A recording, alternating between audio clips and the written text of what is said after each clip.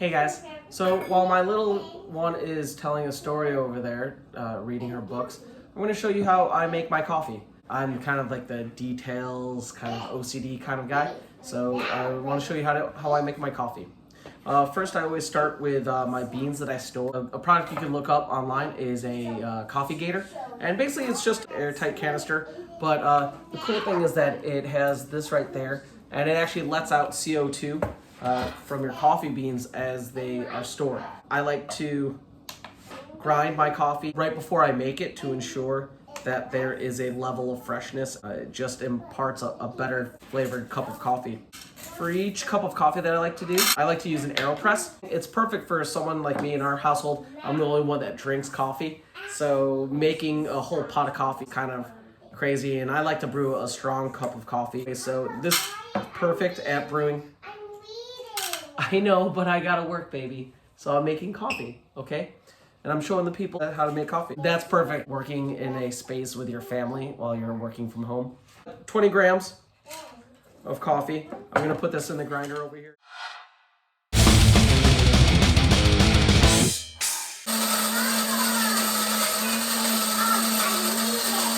So here's my grind, just to kind of show you guys. It's a pretty fine grind that I prefer. Maybe almost an espresso level grind. Perfect, 20 grams. We got our water over here. Take our beans away. So right here, this is a little accessory for it. It's called the Fellow Prismo, and I also like to use this metal filter in addition to a paper filter. I'm putting my Just beautiful stickers on my coloring book. My daughter wanted to let you guys know. You're putting stickers in the coloring book and then coloring? Yeah. Great job, dude. Keep up the good work. Because I am using that paper filler, I like to use my hot water while I'm warming up the Aeropress. Take out some of those like papery flavors that paper filters impart to coffee. Other things that you need though, some way to track time, and then a thermometer to check your water temperature. For my cup of coffee, I like to brew it at about 200 to 202 degrees. Let me grab a coffee cup. Coffee mug that I use is an Ember, and it was a total splurge. Get our timer ready. Going to pour 20 grams of coffee into our Aeropress. Get all that really good coffee bean. My local neighborhood coffee roaster is called The Grind. And we're going to give it a little shake, even out the grinds. And it's going to take about 2 minutes and 30 seconds. Starting now. So for the first like 9 seconds, I like to kind of pre-wet the grounds just a little bit, and then stir it up to agitate it. Usually for about another 9 seconds. 20 seconds, kind of rinse that off. And then go about a third of the way up. And then let that bloom a little bit as well. So right now we're at about 30 seconds. At 40 seconds, I like to just do one more little agitation to break whatever kind of crust is up. Whatever crust is kind of set up. And then slowly, till about the minute mark, slowly add water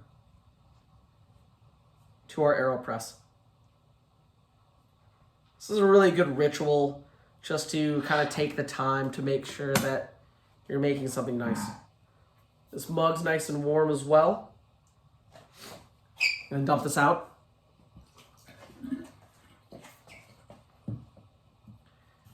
Great thing about the Aeropress is that you can put it on whatever you are brewing and press it from there. Come about a minute 30. I'm gonna put this plunger on there and just rest my arm on it.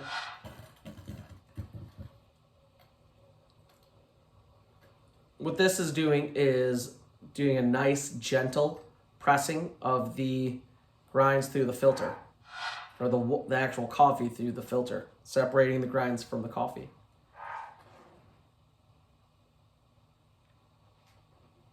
Oh, sorry. Georgia, the whole day, just an old sweet song. Coming down to the end, we're gonna wait for that typical hiss. The really cool thing about the Aeropress is the cleanup.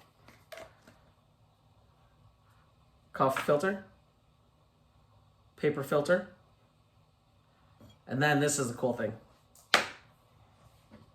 That perfect puck of coffee, and then I just rinse this out.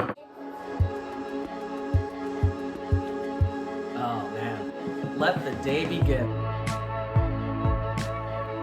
So guys, I wanted to show a couple pictures of my different coffee tools and accessories broken out so you can get a closer look at them. These are my everyday go mugs. I love them so much, as well as my travel kit for when I am on the road, and then that travel kit kind of broken down. I'll try and put links to all the tools that I use, as well as try and check out these other videos that I'm making and posting throughout this coronavirus.